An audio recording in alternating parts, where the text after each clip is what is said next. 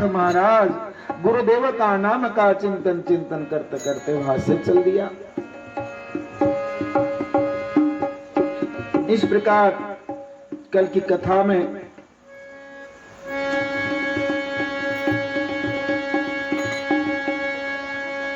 उन्होंने उस सातों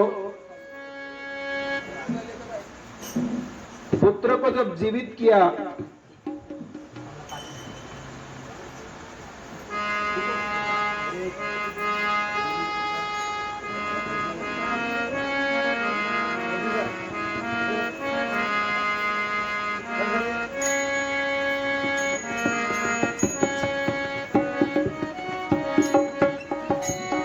आज भी वो रेवनाथ महाराज की पुण्यतिथि करते हैं बीटे गांव में।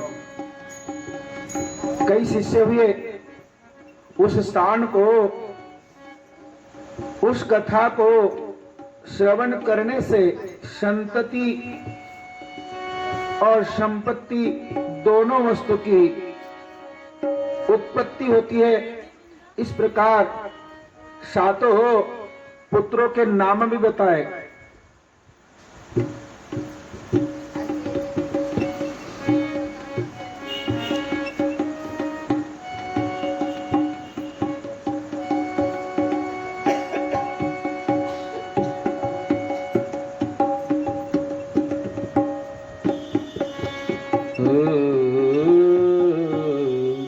श्री राधे गोविंदा मन भगले हरि का प्यारा नाम है।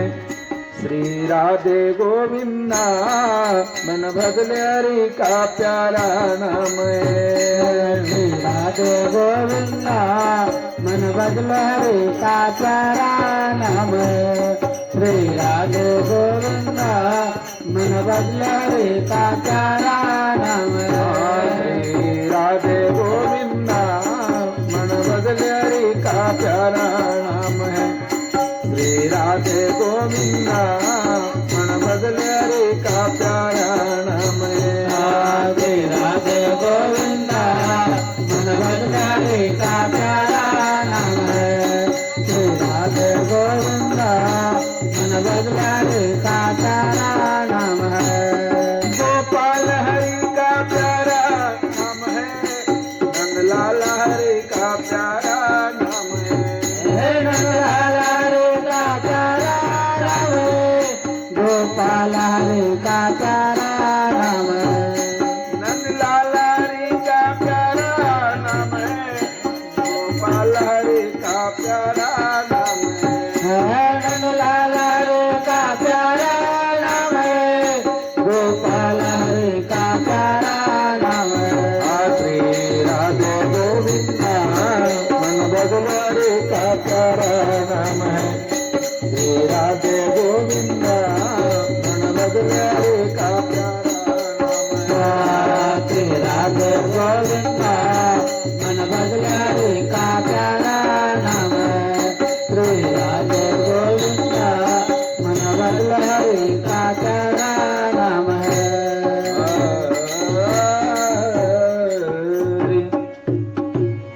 उन 7 पुत्रों के नाम उस ब्राह्मण के यहाँ महाराज रेवानाथ ने बड़े सुंदर नाम लिखे गए। सरस्वती ब्राह्मण जाह्नवी का इनको बहुत आनंद हो गया। 7 पुत्र जीवित हो गए और 7 पुत्र जीवित होने के पश्चात उस जाह्नवी का और सरस्वती ने बहुत बड़ा उत्सव किया और बारसे का कार्यक्रम किया, नामकरण। 7 पुत्रों के लिए 7 झूले बनाए और 7 झूलों में 7 पुत्रों को डाल करके एक एक का नामकरण किया। पहले का नाम रखा सारंगीनाथ, दूसरे का नाम रखा जोगीनाथ, तीसरे का नाम रखा निजानंदनाथ, चौथे का नाम रखा दीनानाथ, पांचवे का नाम नयननाथ, छठवें का नाम यदुनाथ और 7वें पुत्र का नाम निरंजन नाथ। ऐसे 7 पुत्र के नाम रखे और ऐसे नाम रखने के बाद में वह माता बड़ी हर्षित हो गई और बड़े सुंदर बारसे का गीत होने लगे। कुंतीचे पांडव गंधारीचे कौरव, कुंतीचे पांडवा गंधारीचे कौरवा, कुंतीचे पांडव गांधारीचे कौरव, कुंतीचे पांडवा गंधारीचे कौरवा, रेणुकेचा परशुराम जोबा जोडो रे, रेणुकेचा परशुराम जोबाळा जोडो, रेणुकेचा परशुराम जोबाळा जोडो रे, रेणुकेचा परशुराम जोबाळा जोडो रे, रेणुकेचा परशुराम जोबा जोडो रे, रेणुकेचा परशुराम जोबा जोडो, रेणुकेचा परशुराम जोबाळा जोडो रे, रेणुकेचा परशुराम जोबाळा जोडो रे, पुनाईचा नामदेव मुसयाची दत्तात्रे, पुनाईचा नामदेव मुसयाचा दत्तात्रे, ओ पुनाईचा नामदेव मुसयाची दत्तात्रे, पुनाईचा नामदेव मुसयाचा दत्तात्रे, ब्रह्मदेवाची सरस्वती जोबाळा जोडो रे, ब्रह्मदेवाची सरस्वती जोबाळा जोडो, ब्रह्मदेवाची सरस्वती जोबाळा जोडो रे, ब्रह्मदेवाची सरस्वती जोबाळा जोडो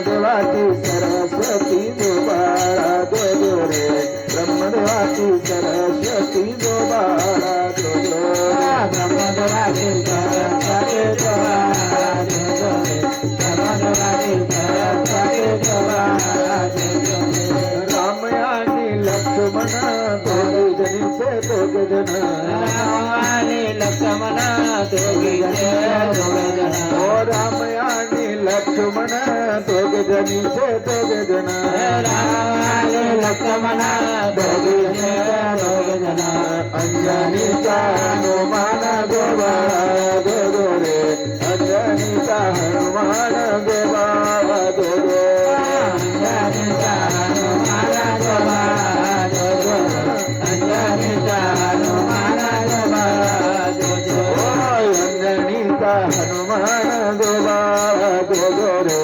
अंजनीचा हनुमान गोबाळा जोडो, अंजनीचा हनुमान जोबाळा जोडो रे, अंजनीचा हनुमान जोबाळा जोडो. और इस प्रकार बड़ा आनंद उत्सव हुआ बीटे गांव में। और बीटे गांव में आनंद उत्सव होने के बाद अभी भी वहां पर रेवानाथ की जयंती पुण्यतिथि की जाती है। उनका प्रसिद्ध ऐसा स्थान वहां पर बीटे गांव में बना हुआ है। और यह कथा सुनने से मनुष्य की आयुष्य बढ़ती है, अल्प आयुष्य नहीं होती मनुष्य की।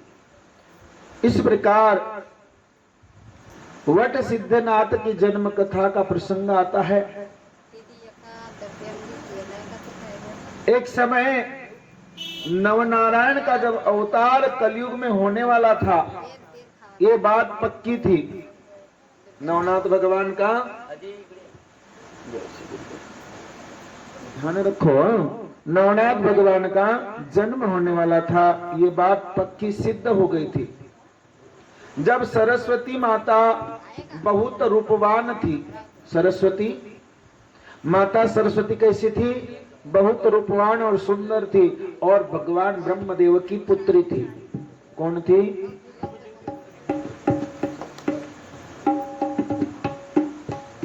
वाडवे बाई, सरस्वती माता ब्रह्मदेवाची कोण होती? मग आता तुम्ही असं गोष्ट करता तर मग कसं होईल असं? हा, आता याची का नाही तिकडे सांगून उद्या, आता याची सांग, याची वाली आहे का? तर आप लोग जब बोलते हो तो मेरा ध्यान आपके तरफ जाता और कथा में विक्षेप होता है, कथा में विक्षेप होने से उसका दोष लगता है। तो इसलिए मेरे ध्यान दे करके सुनो, जब सरस्वती माता बहुत सुंदर थी, ब्रह्मदेव का मन में वासना निर्माण हो गई, उसके पीछे दौड़ने लगा और सरस्वती को पकड़ने का प्रयत्न करने लगा, परंतु सरस्वती माता वहां से अदृश्य हो गई और जो ब्रह्मदेव का तेज था, बीज था, वो नीचे गिर गया और नीचे गिरने से एक वट वृक्ष के ऊपर गिरा और वट वृक्ष में चले जागा, ऊपर में गया, वहां पर पद्मनी नाम की नागिन थी। कौन थी? पद्मनी नाम की नागिन थी। और वह पत्नी किसकी थी? तक्षक महाराज की। किसकी पत्नी थी? तक्षक, राजा तक्षक की पत्नी थी। तक्षक भी कौन था? नागस था, है कि नहीं? नागों का राजा था तक्षक। उसकी पत्नी थी पद्मिनी। उसके वह झाड़ के पास में थे, तो वो झाड़ के पास में उस पद्मिनी के सर पर गिरने से उसको लगा कि कुछ खाद्य पदार्थ होगा, कुछ खाने की वस्तु होगी, तो उसने उस तेज को निगल लिया, उसको गटक लिया। गटकने के कारण वह पता चला तक्षक को, बोले यह ब्रह्मदेव का तेज है और इसने खा लिया है। बोले यह गर्भवती हो गई। गर्भवती हो गई तो बोले यह जब महाराज यज्ञ उधर कर रहे थे, उस यज्ञ में सर्पों का यज्ञ हो रहा था। किसके यहाँ? किसके यहाँ हो रहा था सर्प का यज्ञ?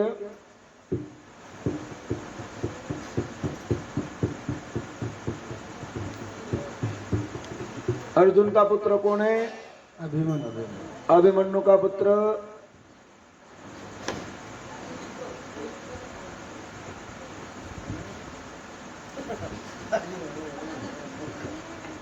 अभिमन्यु का पुत्र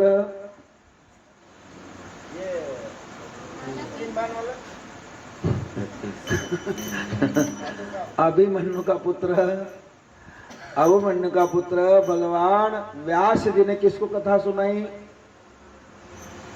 राजा परीक्षित। हालत मी भी भुलक्कड़ न तुम्हें भुलक्कड़ कसा से हुई? राजा परीक्षित का पुत्र, राजा परीक्षित का पुत्र कौन था?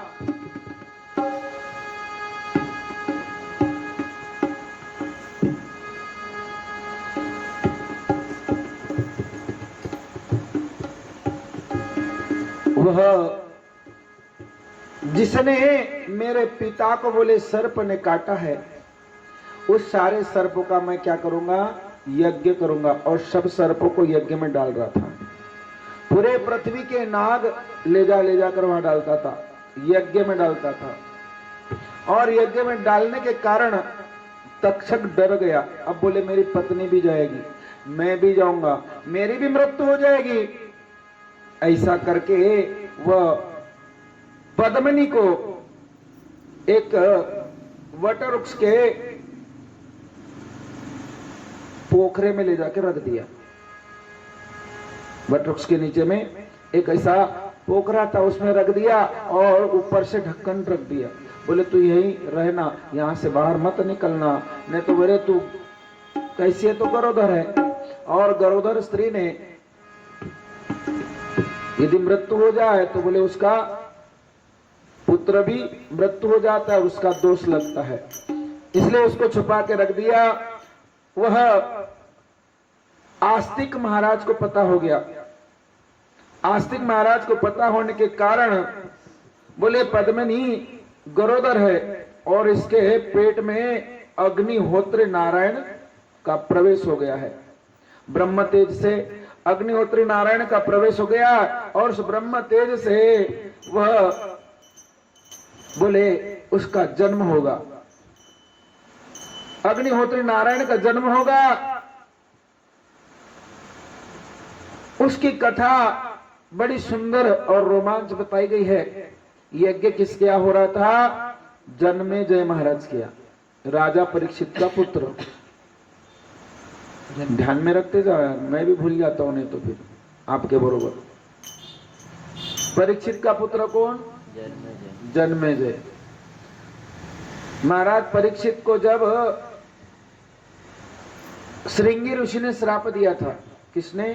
श्रृंगी ऋषि ने उसके पिता के गले में मरा हुआ सर्प डाल दिया, और मरा हुआ सर्प डालने से श्रृंगी ऋषि ने श्राप दिया, बोले जिसने मेरे पिता के गले में ऐसा मरा सर्प डाला वो 7 दिन के अंदर में मरेगा।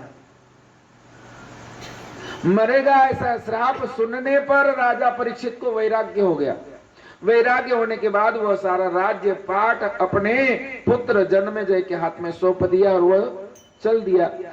और वन में जाकर के महाराज शुकदेव के कथा से, भागवत की कथा से उसका क्या हो गया? कल्याण हो गया। और उसी का पुत्र जन्मेजय वह बोले मेरे पिता को जिसने मारा उस सभी सर्प को मैं अग्नि में डालकर भस्म करूंगा। ऐसा जन्मेजय ने सर्प शस्त्र निकाला था, सर्प शस्त्र का यज्ञ कर रहा था। तब यज्ञ मंडप में सब बैठे हुए थे, ब्राह्मण देवता वहां पर। बोले इस पद्मिनी की आहुति नहीं जाना चाहिए, इसलिए आस्तिक ने, आस्तिक कौन था? आस्तिक ऋषि ये सर्पों का गुरु था, सर्प की विद्या उसके पास में सब थी, आस्तिक मुनि के पास में। एक समय आस्तिक मुनि परीक्षित महाराज को सर्प दंश होने वाला था, सर्प दंश होने वाला था, तो बोले उस समय बचा लूंगा।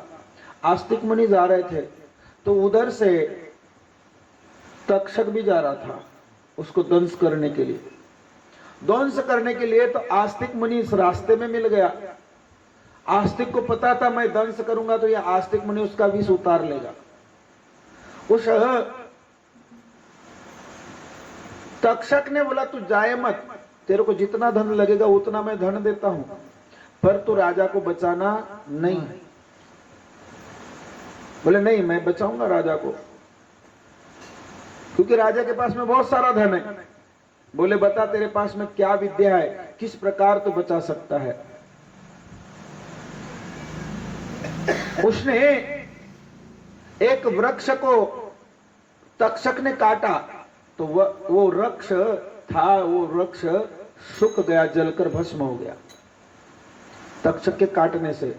आस्तिक ने उसके ऊपर में संजीवनी मंत्र डालने से वो सूखा हुआ वृक्ष, जला हुआ वृक्ष हरा भरा हो गया। हरा भरा होने के कारण इसको समझ में आ गया, बोलिए हमसे भी ज्यादा ज्ञानी है, इसलिए उस आस्तिक को वो कौन तक्षक शरण चले गया। बोले तुम मेरी विनती मानो, उसका विधि के विधान को मत टालो, मैं चाहे जितना धन बोलोगे उतना देता हूं। परंतु माना नहीं, परंतु वह उसके पास में सोने की ईटा दिया। भगवान किसने? तक्षक ने। वह ईटा उसने पीठ पर लेकर के चलने लगा। तक्षक ने उसको अंधेले में ले जाकर के उसको समाप्त कर दिया। वह आस्तिक है। उस आस्तिक ने जन्मेजय के यज्ञ मंडप में जाकर के सबको बताया और सबको सुचेत किया। बोले उसका वो गरोदर है, उसकी आहुति मत देना। ब्राह्मणों को पहले जाकर के धीरे से बता दिया और बताने के बाद वो यज्ञ पूर्ण होने लगा। इधर पद्मिनी ने पुत्र को जन्म दिया, एक अंडा डाल दिया वहां पर। उस अंडे में से एक बालक की निर्मित हो गई। बालक का उत्पत्ति जन्म हो गया। जन्म होने के बाद वहां पर एक ब्राह्मण गया पत्ते तोड़ने के लिए। एक गरीब ब्राह्मण वहां गया उसका नाम था कोशधर्म ब्राह्मण। कोशधर्म ब्राह्मण वहां गया पत्तलवाड़ी बनाने के लिए, पत्ते तोड़ने के लिए। तब वहां पर उस ब्राह्मण को आवाज आई बच्चे के रोने की। बच्चे के रोने की आवाज आ गई तो वो डर गया, बोले यहाँ पर कोई भूत वूत तो नहीं है। पेड़ के बड़ के पेड़ में बोले भूत बाधा ज्यादा रहती है, और भूत बाधा ज्यादा रहने के कारण क्या हो गया कि वो डर गया और बोले यहां से भागने लगा। भागने लगा तो आगे चल करके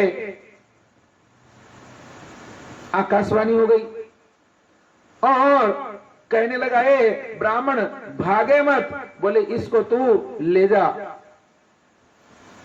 उसको बच्चे को तू घर ले जा और इसका प्रतिपालन करना। ऐसा उन्हें कहने लगा, आकाशवाणी कहने लगी। तब वो रुका। रुकने के बाद उस बालक को लिया हाथ में, बोले ये सर्वसाधारण बालक नहीं है, ये अग्निहोत्री नारायण का स्वरूप है, इसे तुम लेके जाओ। और लेके जाने के बाद बोले इसका नाम नागनाथ रखना। उसको सूचना दे दिया, इसका नाम क्या रखना, नागनाथ रखना। और वह आकाशवाणी सुनने के बाद उसने उस पुत्र को उठाया, ले गया, अपने पत्नी के गोद में डाल दिया। वह पत्नी के साथ में उसका सांगोपान होने लगा। उसका नाम नागनाथ रख दिया और नागनाथ जन्म वो दिन बड़ा होने लगा, बड़ा होने लगा।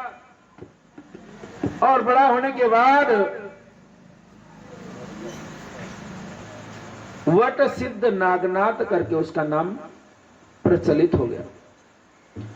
कुछ दिनों के बाद में उसके ऊपर में दत्त भगवान की कृपा हो गई।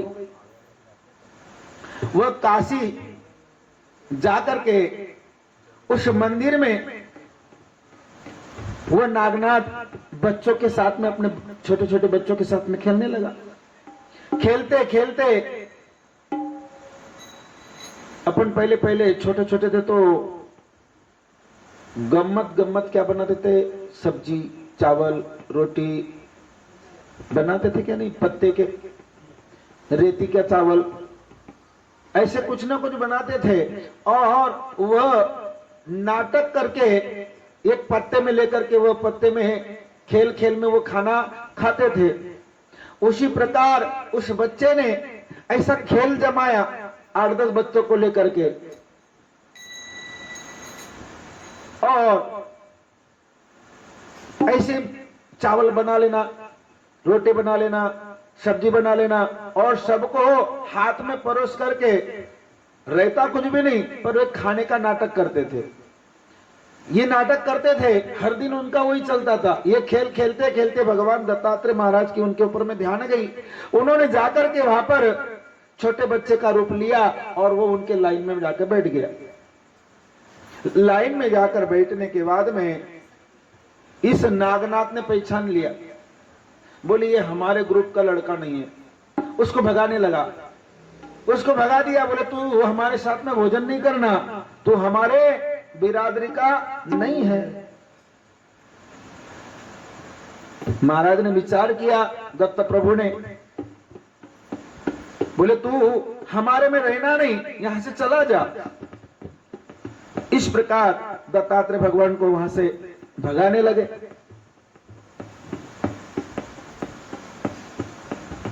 नागनाथ ने उसको जान लिया। दत्त महाराज बाजू में हो गए थोड़े से बच्चों के, और नागनाथ को बुलाया, बोले इधर आओ। चुपचाप से बुलाया, धीरे से, इधर आओ। बोले तुम ये मजाक का सब्जी चावल रोटी बनाते और खाते हो, रहता तो है नहीं, पर ये मजाक में करते हो, परंतु असली में यदि मैं दे दूंगा तो बोले क्या करेगा तू? तो बड़ा प्रसन्न हो गया नागनाथ। बोले असली में मिलेगा तो असली में मैं खिलाऊंगा। तो बोले ऐसा कर, मैं तेरे को कुछ मंत्र देता हूं, उस मंत्र का जाप करना। तो बोले सब साहित्य तेरे पास जमा हो जाएंगे और सब बढ़िया पेट भर के खाना। इस प्रकार उसको कुछ सिद्धि भगवान ने नागनाथ को दे दिया। दत्तात्रेय प्रभु ने कुछ सिद्धियां दिया। उस सिद्धि के आधार पर वह अन्न पदार्थ उत्पन्न करने लगा। उत्पन्न करके मेवा, मिष्टान, मिठाई सब बुलाने लगा मंत्र के आधार पर। आज भी कई कई साधु जादूगर है, मंत्र बोलते हैं तो आम का झाड़ खड़ा कर देते, उसको फल भी लग जाते हैं। वो एक मंत्र बोलते तो रसगुल्ले हाथ में ला लेते हैं, कुछ बोलते तो गुलाब जामुन आ जाती है, कुछ करते जलेबी आ जाती है। पब्लिक को पूछता है तुमको क्या चाहिए, जलेबी खाओगे क्या, तो बोले अब भी कुछ मंत्र बोल करके जलेबी तैयार कर देता, पब्लिक को बांटना चालू कर देता। पर वो खाने से 2 मिनट तक के स्वाद रहेगा, बाद में उसका स्वाद रहेगा कितना भी पेट भर के खाओगे पर उससे पेट भरेगा नहीं भरेगा। तब इसने सच्ची का अन्न बनाने लगा और सभी बच्चे एक में मिल करके बड़े पकवान को खाने लगे। दत्तात्रेय भगवान को भी खिलाया और वहां से दत्त भगवान बड़े प्रसन्न हो गए उनके साथ में खाने से। और वहां से दत्त प्रभु उसके माता पिता का नाम पूछने लगे।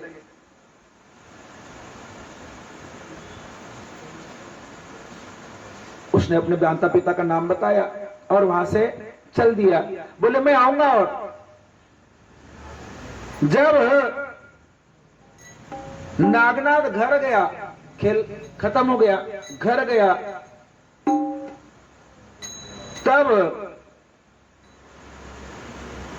माता पिता से कहने लगा, माता पिता हाँ ये बोले दिन भर सुबह जाता है तो रात को जाता है शाम को, तू बोले दिन भर खाता क्या है,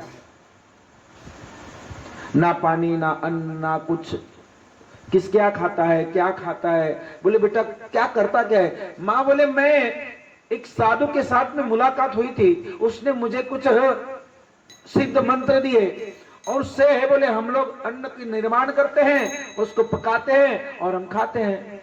बोले तुम घर में क्या खाओगे, चटनी रोटी खाते हो, कंदमूल खाते हो, परंतु हम वहां पर मेवा मिष्टान्न खाते हैं। आम्ही काय कुणाचे खातो, आम्ही काय कुणाचे खातो, आम्ही काय कुणाचे खातो, आम्ही काय कुणाचे खातो, आम्ही काय कुणाचे खातो, आम्ही काय कुणाचे खातो, आम्ही काय कुणाचे खातो, आम्ही काय कुणाचे खातो, तो देव आम्हासी देतो, तो देव आम्हासी देतो, आम्ही काय कुणाचे खातो, आम्ही काय कुणाचे खातो, तो देव आम्हासी देतो, तो देव आम्हासी देतो, आम्ही काय कुणाचे खातो, आम्ही काय कुणाचे खातो, आम्ही काय कुणाचे खातो, तो देव आम्हासी देतो, तो देव आम्हासी देतो, आम्ही काय कुणाचे खातो, आम्ही काय कुणाचे खातो, तो देव आम्हासी देतो, तो देव आम्हासी देतो, आम्ही काय कुणाचे खातो, आम्ही काय कुणाचे खातो, आम्ही काय कुणाचे खातो, आम्ही काय कुणाचे खातो, तो देव आम्हासी देतो, आम्ही काय कुणाचे खातो। मनुष्य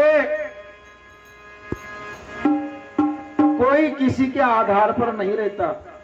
हमको एक ऐसा अहंकार हो जाता है कि मैं सब कुटुंब को, सब परिवार को मैं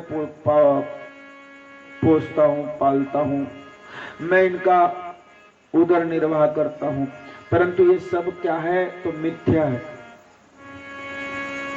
यदि जन्म के समय में हमारे माता पिता की मृत्यु हो जाती तो फिर कौन पालता है हमको?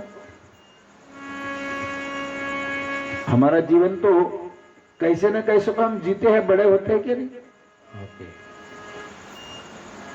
कहीं भी रहेंगे, कहीं भी भीख मांगेंगे, पर बड़े तो होंगे खा पी करके। फिर वहां कहा कि महान बाप आता है क्या? कोई नहीं आता। परंतु ऐसा हमको एक अहंकार हो जाता, अभिमान हो जाता, मैं हूं तो ठीक है, तुम्हारी व्यवस्था हो रही, मैं नहीं रहूंगा तो तुम्हारा क्या होगा?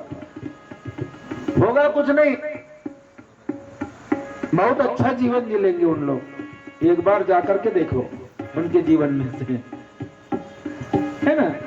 तो हम फालतू का व्यंग विचार करते रहते हैं। तब उसे वो कोश धर्म ब्राह्मण ने पूछा, बोले बेटा आपको जो सिद्धियां दिया था वो साधु कैसा था? उसने साधु के वर्णन बताए। बोले पिताजी कोपनी लगा हुआ था, हाथ में अक्षमाला थी, कमंडल था, भिक्षा पात्र था, बोले ऐसा प्रकार का था, और उसके चेहरे पर बहुत बड़ा तेज था, मुखमंडल पर प्रकाशित था। यह देख करके हम लोग बोले लुटू पुटू खेल रहे थे, गम्मत गम्मत का हम भोजन बनाते थे और गम्मत गम्मत हम खाते थे। परंतु बोले एक दिन आकर के हमको ऐसा सिद्ध मंत्र दिया और हम उस मंत्र के आधार पर, सिद्धि के आधार पर बहुत अच्छा मेवा, मिष्टान, पेड़ा, बर्फी बोले बहुत खाते रहते हैं, दिन भर हमको कोई कमी होती नहीं।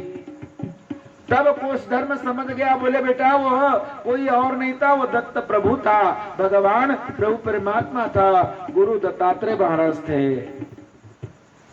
बोले तेरे ऊपर बड़ी कृपा कर दिया। नागनाथ ने जब सुना तो बड़ा चकित हो गया, आश्चर्यचकित हो गया। बोले महाराज गुरु दत्त थे, पिताजी वो कहाँ मिलेंगे? अब मुझे उनसे मिलना है। बोले मुझे पहचान रहती तो मैं तभी उनको जाने नहीं देता। बोले वो कहाँ मिलेंगे, कहाँ मिलेंगे? बार बार पूछने लगा और उसको ढूंढने के लिए बोले मैं अब कहाँ जाऊं, मुझे उसकी मुलाकात कैसी होगी? उसकी ऐसी उत्कंठा बढ़ गई, इच्छा बढ़ गई। बोले मुझे जितने जल्दी मिलेंगे मैं उतने जल्दी उनसे मिलूंगा। तब कोश धर्म कहने लगा, बोले तुझे यदि उनसे मिलना है और इतने तुझमें मिलने की बोले आतुरता है, बोले तुझे इधर उधर नहीं मिलेंगे। वह कहाँ मिलेंगे? बोले कोल्हापुर में मिलेंगे। बोले वहां पर वह जाते हैं, कोल्हापुर में जाते हैं, भिक्षा मांगते हैं और वहां पर भिक्षा का अन्न वो खाते हैं। बोले वही तुम्हारी मुलाकात होगी, तुम्हारी मुलाकात वही होगी। उसने माता पिता को नमस्कार किया नागनाथ ने और वहां से चल दिया कोल्हापुर। कोल्हापुर जाकर के दत्त गुरु कैसे मिलेंगे वहां के लोगों को पूछने लगा। यहाँ पर कौन से दिन आते हैं भिक्षा मांगने के लिए? वहां अपना रूप बदलकर दत्तात्रेय प्रभु भिक्षा मांगते हैं। गांव के लोगों को पता रहता नहीं। आज हमारे दरवाजे में भी, हम सबके दरवाजे में कोई ना कोई आता है, उसको खाली हाथ भेजना, कुछ ना कुछ तो दे देना चाहिए, जितना जमता उतना। नहीं तो आजकल ऐसा हो गया, पहले से बोर्ड लगा रहता है आम्हाला देता येत नहीं। पहले के जमाने में दरवाजे पर रहता था लिखा हुआ ऐसा हाथ जोड़कर, सुस्वागतम। क्या लिखा रहता था? सुस्वागतम। उसके बाद में कुछ दिनों के बाद में आ गया वेलकम, कुछ दिन के बाद में वेलकम वेलकम। फिर अभी क्या आ गया? हाथ जोड़ करके कुत्तों से सावधान। अब क्या कहते हैं? कुत्तों से सावधान। अब वो सुस्वागतम चला गया, वेलकम हो गया, अब बोले सावधान। अब बाहर में भी रहते हैं और अंदर में भी रहते हैं, कुत्ते की कोई कमी है ना। बाहर के कुत्तों से अंदर के कुत्ते बड़े जहरीले होते हैं। इसलिए वहां पर सबको पूछने लगा नागनाथ। तब दत्त गुरु उन्होंने बताया एक भिक्षुक आता है और यह भिक्षा मांगता है और चले जाता है। तो बोले ये काम करो, आज के बाद उसको भिक्षा नहीं देना और आज के बाद तुम लोग घर में खाना नहीं बनाना, सुबह और शाम दोनों समय। बोले माता महालक्ष्मी का जो मंदिर है कोल्हापुर में, वहां पर बोले सब लोगों का खाना रहेगा, पूरे गांव को, पूरे शहर को हर दिन वहां खाना रहेगा।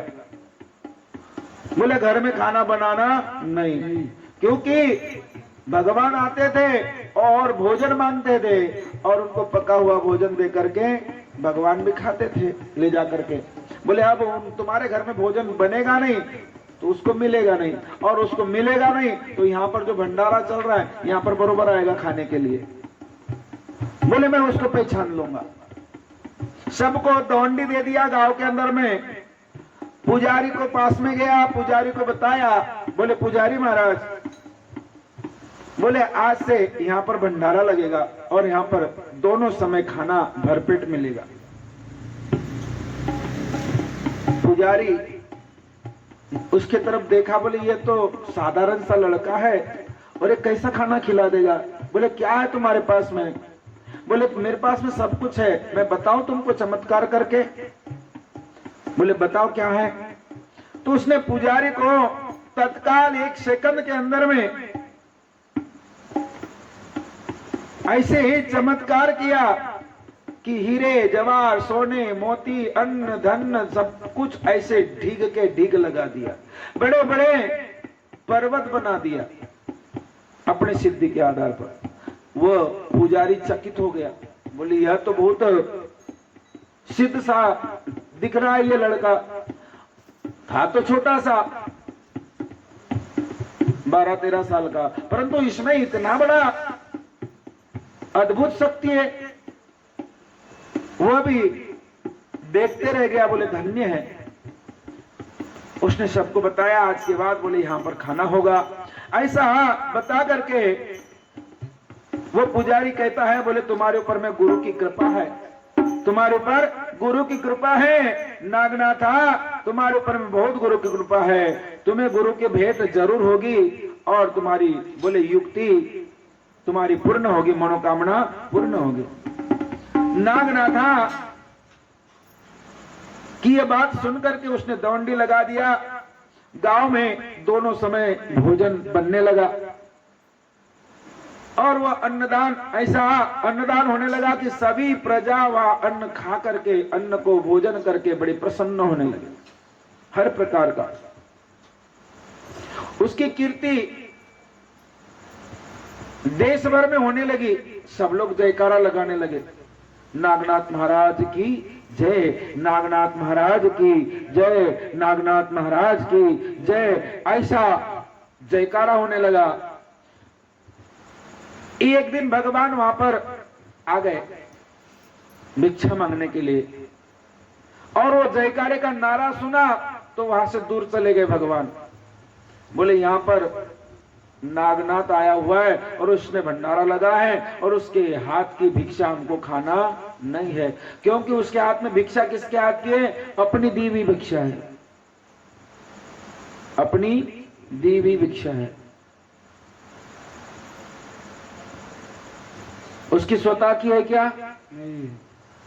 फिर हम लोग इस आधार पर विचार करो, हम जो कर्म कर रहे हैं और कर्म करके कमा रहे, ये हमारे कर्म है, हमारे स्वतः के है कि पहले के पूर्वजों के है?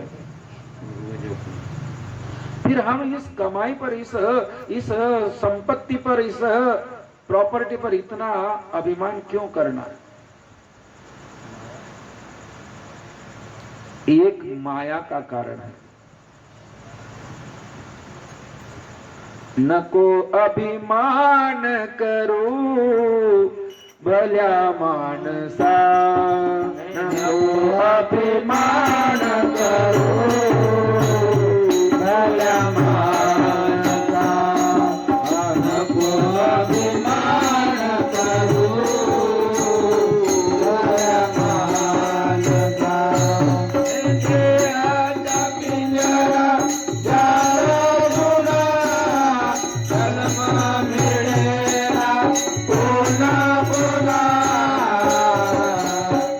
नको अभिमान करो भल्या मानसा, नको अभिमान करो भल्या मानसा, नको अभिमान करो भल्या मानसा, नको अभिमान करो भल्या मानसा, नको अभिमान करो भल्या मानसा। नको अभिमान करो भल्या मानसा। हमें जो मिला है, हमें जो दिया है प्रभु परमात्मा ने, ये तो पूर्वज का है, पूर्व का है, हमारा अभी का कुछ भी नहीं है, हमारा अभी का कुछ भी नहीं है। हमें जो भी मिल रहा है, हम जो भी खा रहे हैं, पी रहे हैं, ये सब क्या है? तो हमारा पूर्व का है। हमें जो मिला है ये भगवान की कृपा से मिला है, और जब मिला है भगवान की कृपा से, हम भगवान के प्रति खर्चा करना चाहिए कि नहीं? भगवान के प्रति देना चाहिए कि नहीं? देना चाहिए। हम यदि 100 रुपए कमाते, 1000 रुपया कमाते, उसमें से 10% तो प्रभु परमात्मा को देना चाहिए। 100 में से 10 रुपया भगवान को हर दिन देना चाहिए। ऐसा नहीं कि एक दिन दिए और महीना भर नहीं दिए। हम एक दिन खाते और महीना भर नहीं खाते क्या? खाते क्या नहीं खाते? खाते हैं ना, खाते। फिर भगवान को भी तो खाना होना क्या नहीं? वो क्या भूखे रहेंगे क्या? नहीं ना। हम कहते भगवान को क्या लगता है? भाव तो लगता है। भगवान कैसा है? तो भगवान काय का भूखा है? देव भावाचा भूकेला, देव भावाचा भूकेला, देव भावाचा भूकेला, देव भावाचा भूकेला, देव भावाचा भूकेला, देव भावाचा भूकेला, देव भावाचा भूकेला, देव भावाचा भूकेला, भूकेला, देव भावाचा भूकेला। देव कैसे भूखे है? भाव का। पर भाव का भूखा कब रहेगा? जब उसके सामने कोई प्रति वस्तु होगी, तब उसमें भाव निर्माण होगा। अब यहाँ पर हनुमान जी की मूर्ति है। अब मंदिर में हम लोग आए और यदि वहां से मूर्ति को हटा दिए तो हमारे मन में भाव जागृत होंगे क्या? नहीं होंगे ना। किसके प्रति भाव करोगे? भावच नहीं रहेगा तो वहां देव रहेगा का? भाव तिथे देव। संताची वाणी आचारा वाचुनी पाहिला का? शब्दाच्या बोलानं शांती नाही मनी। देव बाजारचा भाजीपाला नाही, मग आमच्या घरच्या वाडीचा होय का? नहीं ना। मग नहीं तर आम्हाला हमको क्या करना पड़ेगा? भाव के लिए हमको उसकी प्रति वस्तु वहां रखना पड़ेगा, तब जाकर उस प्रति वस्तु को देखकर हमारे मन में भाव जागृत होगा। हमारे मन में केले खाने की आज इच्छा हो गई और केले है ही नहीं तो खाओगे कहां से? केले खाने की इच्छा हो गई, कुछ फल खाने की इच्छा हो गई, तो हमारे जेब में पैसे तो होना चाहिए ना। और जेब में फूटी कौड़ी नहीं है, हमारी इच्छा हो गई खाने की, तो भाव पूर्ण होगा क्या? नहीं होगा। भाव पूर्ण करने के लिए कुछ वस्तु होना चाहिए, तब भाव पूर्ण होगा। और इस प्रकार मन में भाव होना चाहिए। और नागनाथ के मन में ऐसा भाव था कि मैं भगवान को देखूंगा, उसके साथ में मैं मिलूंगा, निश्चय कर लिया था। और वह भोजन चलने लगा कोल्हापुर में, अच्छा भोजन चलने लगा सुबह शाम दोनों टाइम। भगवान आए, देखा, बोले यहाँ पर रेवानाथ का कार्यक्रम चल रहा है, नागनाथ का कार्यक्रम चल रहा है। देखा तो उसने दूर से एक घर में गया और वह भिक्षा मांगने लगा। वह भिक्षा मांगा तो वहां कोई अन्न मिला नहीं। उन लोगों ने बोले बेटा बाबूजी हमारे यहाँ कोई खाना तो बना नहीं, और वहां पर खाना बना है, आप भी जाकर के वहां भोजन कर लो। बोले नहीं नहीं मैं वहां भोजन नहीं करता। बोले ऐसा करो तुम्हारे यहाँ कुछ सूखा रूखा होगा तो दे दो मेरे को, मैं पका के खा लूंगा। अब उस गृहस्थ ने सूखा अनाज दे दिया, सूखा अनाज दे दिया। भगवान ने लिया हुआ अनाज और वहां से चल दिया। महाराज 8 दिन बीत गए, बोले अभी तक के भगवान आए नहीं भोजन करने के लिए। बोले यहाँ के लोग तो बताते कि हर दिन आता है, पर आए क्यों नहीं? उसने गांव में घूम करके देखा, बोले कोई भिक्षुक आया था, कोई भिक्षुक आया था, कोई भिखारी आया था, कोई भिखारी आया था, कोई बताने को खाली नहीं। एक जने के घर में गया, उसने बताया हाँ आया था, कल आया था, एक भिखारी था, वो आया था, उसने मुझे भिक्षा मांगा, पर मैंने उसको बोला कि हमारे यहाँ पका हुआ अन्न है नहीं महाराज, आपको भूख लगी है, जाकर के वहां भंडारा चल रहा है, वहां पर ले जाकर के आप खाना खा लो, भोजन कर लो, अपने आत्मा को तृप्त कर लो। तो बोले उसने वहां गया नहीं, मुझे जबरदस्ती बोले सुखान्न हुआ, कोरान्न, उसको कोरान्न कहते, कोरान्न बगैर पका हुआ, ऐसा कोरान्न मांग करके ले गया। अरे रे, बोले मुझे बताना था। बोले महाराज मुझसे भूल हो गई, नहीं बताए। बोले ऐसा करो, आज के बाद बोले तुम्हारे घर के अन्न में जो कोरान्न भी रहेगा तो मैं दे दूंगा। सब गांव के अंदर में चावल, ज्वारी, गेहूं और सब अनाज उसने गांव भर बांटा। बोले अब कभी आएगा तो वो बोले पका हुआ अन्न नहीं खाएगा, सुखान्न मांगेगा, तो बोले ये सुखान्न उसको देना और बताना कि महाराज हम तो गरीब इंसान हैं, हमारे पास में का अनाज, ना पका अनाज है ना कच्चा अनाज है, हम तो वहाँ भोजन करने जाते हैं और वहां पर महाप्रसाद खाकर घर पे आते हैं, और हमारे घर में भी जो रखा हुआ है वो भी उसी ने दिया हुआ है। ऐसा उनको कहना। सबको गांव में शहर में पूरा अनाज बांट दिया टरकों से, सबके घर में अनाज भर दिया। सबके घर में अनाज भरने के बाद में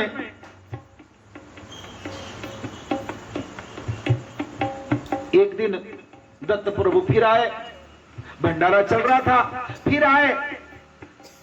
अब सब गांव में बता करके रखा था दौंडी दे करके, बोले आएगा तो उसको बताना और चुपचाप मेरे को आके बताना कि महाराज भिक्षुक आ गया है। तब एक गृहस्थ के घर में गए महाराज, भिक्षुक का अवतार लेकर के, भिक्षाम दे अलक निरंजन, भिक्षाम दे अलक निरंजन, भिक्षाम दे, ऐसा करने लगे। और तब उस घर के गृहस्थ ने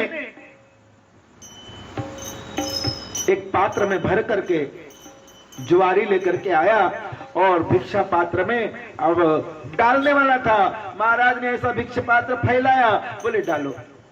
और डालने के लिए जब उसने टेढ़ा किया और कहने लगा महाराज हम लोग गरीब इंसान हैं, बस इतना सा ही अनाज है, और ये भी अनाज बोले नागनाथ ने हमारे घर में ला करके दिया। उसने झोली खींच लिया, बोले ये नहीं होना, मेरे को ये भिक्षा नहीं होना। वहां से महाराज वापस लौट गए। आजू बाजू में कोई लोग देख ही रहे थे, सबको बता करके रखा था। वहां से झट से वहां नागनाथ के पास में गए और बताने लगे महाराज भिक्षुक आ गया है और वह सूखा अन्न भी नहीं ले रहा है। बोले वो लेगा नहीं, मेरा नाम बताया ना, इसलिए सूखा अन्न भी नहीं लेगा। नागनाथ दौड़ते हुए गया, दौड़ते हुए गया, महाराज को देखा, महाराज वहां से तेजी से निकले। अब बोले कुछ नहीं, अपने को ये पकड़े बगैर रहेगा नहीं, अब चोर छपड़े रहेगा, चोर अब छपड़ जाएगा। ये वहां से बड़े तड़ाके से निकले महाराज दत्त प्रभु। निकले तो उनके पीछे पीछे जो दौड़ लगाया, नागनाथ ने पट से हाथ पकड़ लिया पीछे से जा करके। जैसे हाथ पकड़ा भगवान दत्त प्रभु देखने लगे। नागनाथ बोले तूने आखिर पकड़ ही लिया, तूने मुझे आखिर पकड़ ही लिया। बोले प्रभु मुझे क्यों? आया हूँ दरबार तुम्हारे, आया हूँ दरबार तुम्हारे, आया हूँ दरबार तुम्हारे। बहुत जन्म का भूला भटका, बहुत जन्म का भूला भटका, लगवाले प्रभु चरण सहारे, लगवाले प्रभु चरण सहारे। आया वो दरबार तुम्हारे, आया वो दरबार तुम्हारे, आया वो दरबार तुम्हारे, आया वो दरबार तुम्हारे। बहुत जन्म का भोला भटका, बहुत जन्म का भोला भटका, बहुत जन्म का भोला भटका, बहुत जन्म का भोला भटका। लगवाले प्रभु चरण सहारे, आया वो दरबार तुम्हारे, आया वो दरबार तुम्हारे, आया वो दरबार तुम्हारे, आया वो दरबार तुम्हारे, आया वो दरबार तुम्हारे, आया वो दरबार तुम्हारे, आया वो दरबार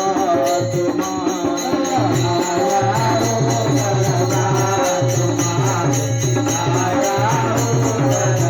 वो दरबार तुम्हारे। तुम्हारो नाम पतित पावन है, तुम्हारो नाम पतित पावन है, तुम्हारे नाम पतित पावन है, तुम्हारा नाम पतित पावन है।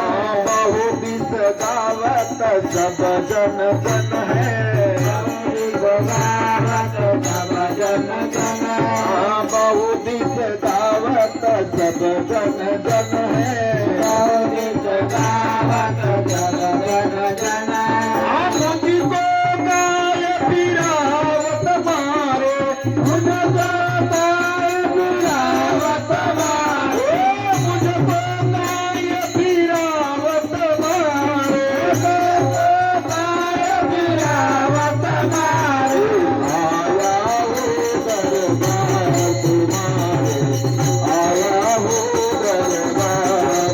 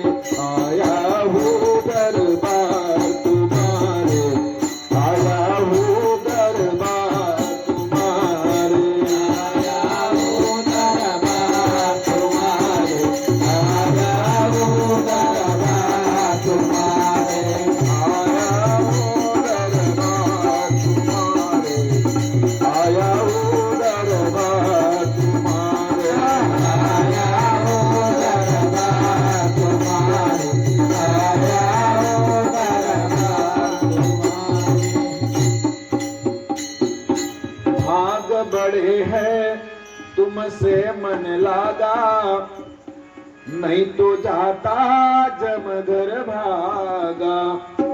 प्रभु मेरे भाग्य बड़े हैं, मेरे किस्मत बड़े हैं कि आप मुझे मिल गए, नहीं तो आप मुझे मिलने वाले नहीं थे। मैं आपसे धन नहीं मांगता, सत्ता नहीं मांगता, ममता नहीं मांगता, विषयन की नहीं मांगता, मैं आपको कुछ नहीं मांगता प्रभु। मैं सिर्फ आपसे एक वस्तु मांगता हूं, सिर्फ एक दया की नजर दे दो, एक दया की दृष्टि मेरे तरफ देख लो। बोले मेरा कल्याण हो जाएगा, हो जाएगा प्रभु, हो जाएगा। बहुत दिस से, बहुत दिनों से मैं घूम रहा हूं, बहुत दिनों से आपकी राह देख रहा हूं मैं। बहु दिस गावत सब जन जन है, मुझको काहे फिरावत मारे, मुझे क्यों घुमारे प्रभु, आया हूँ दरबार तुम्हारे। लगवा ले प्रभु चरण सहारे, अपने चरणों के सहारे लगा लो प्रभु। मुझे क्यों फिरा रहे हो, क्यों घुमा रहे हो, क्यों ऐसा कर रहे हो। और नागनाथ रोने लगे, रोने लगे, आंखों में आंसू भर गई, गुरु का प्रेम आंखों में झलकने लगा। दत्तात्रेय प्रभु ने देखा और उसको पैरों तले से उठाया। उठो उठो नागनाथ उठो। उसके आंसू पोंछने लगे दत्तात्रेय प्रभु, आंसू पोंछने लगे, कहने लगे अब रोए, रोना नहीं, अब रोने की जरूरत नहीं। उसके सर पर से हाथ घुमाने लगे, उसको कुर्बाने लगे और उस एक साइड में ले गए नागनाथ को और साइड में ले जा करके उसको ज्ञान की दीक्षा दिया, कान का मंत्र दिया, ज्ञान दीक्षा दिया और कान मंत्र दे करके ज्ञान दे करके उसको जैसे उसके सर पर हाथ रखा उसी वैसे ही उसको सब तरफ ब्रह्म दिखने लगा। जिकड़े पाहतो तिकड़े ब्रह्म ही ब्रह्म। जब ऐसा प्रकार हुआ उसके अंदर की भेद बुद्धि थी वो नष्ट हो गई और जो सभी तरफ में सब जिधर देखता उधर में सब ब्रह्म दिखने लगा। उसकी समाधि लग गई, नागनाथ को समाधि लग गई। उसके बाद भगवान दत्तात्रेय ने उसको सावध किया, सचेत किया। बोले नागनाथ क्या हुआ? बोले प्रभु कुछ नहीं, मुझे सभी तरफ में ऐसा प्रकाश ही प्रकाश दिख रहा है। बोले यही ब्रह्म ज्ञान है, यही ब्रह्मबोध है। जहां प्रकाश होता है उस गुरु का नाम क्या है? गु मतलब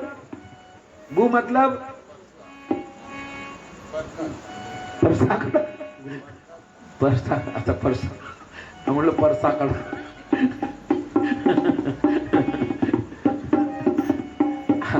आता गु म्हणजे ते बी होते मराठी भाषात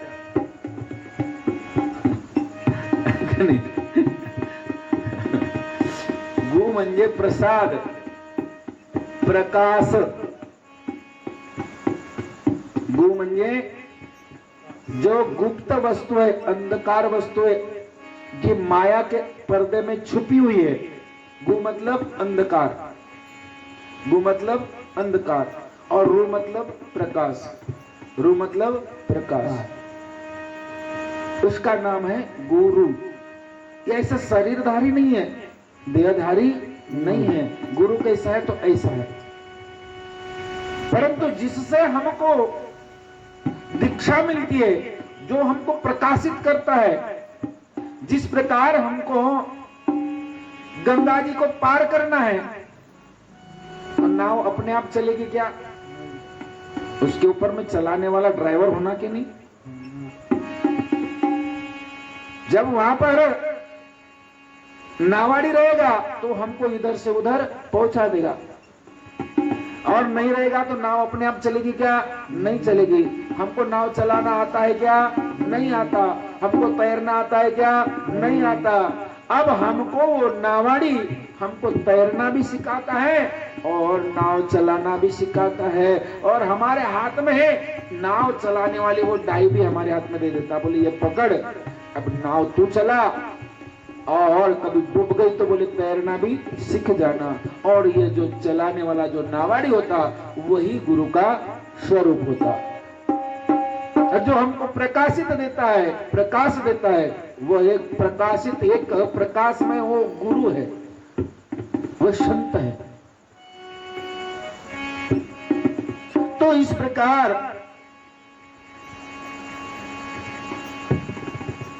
दत्त प्रभु ने नागनाथ महाराज को गुणार्थ ज्ञान का बोध कराया, और उसके बाद नागनाथ बड़ा प्रसन्न हो गया, प्रसन्न हो गया। कोल्हापुर में कुछ दिन तक के रहा, और उसके बाद कोल्हापुर भगवान को आलिंगन दिया, दत्त प्रभु वहां से अदृश्य हो गए। उसके पश्चात नागनाथ कोल्हापुर छोड़ करके काशी क्षेत्र में चले गए। काशी क्षेत्र में जाकर के वहां से बद्रिकाश्रम गए। बद्रिकाश्रम जाकर के वहां भगवान दत्त प्रभु ने भगवान शिव का दर्शन कराया, बद्रीनारायण का दर्शन कराया, और वहां से बद्रीनारायण को कहने लगा, बोले प्रभु ये आविर्होत्र है, आविर्होत्र नारायण है, और बोले इसका अभी अवतार हुआ है, बोले इसको आशीर्वाद दे दो, इसका कल्याण करो। भगवान दत्त प्रभु शिव जी महाराज को प्रार्थना किए। दत्तात्रेय प्रभु ने प्रार्थना करने पर